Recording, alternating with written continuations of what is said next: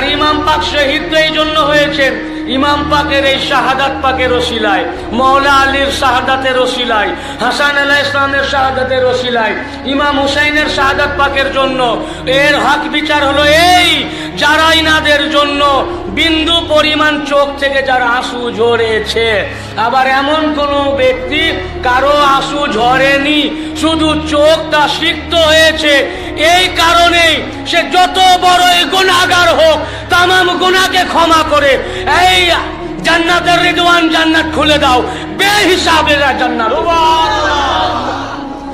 বেহিসাব জান্নাতে প্রবেশ করবে, বেহিসাব জান্নাতে প্রবেশ করবে। এটাই ছিল ইমাম পাকের শাহাদাত পাকের সবচেয়ে বড় ফালসাফা, যে উনার নানা জানের আমাদের মতো গুনাহগার নিরীহ পাপী তাপী মানুষ যারা কোনোদিনই জান্নাতের লায়েক না, এদেরকে জাহান্নামের আগুন থেকে বাঁচাবার জন্য, জাহান্নাম থেকে তুলে জান্নাতে প্রবেশ করাবার জন্য এই কারবালাটা ছিল ওনাদের জরুরি।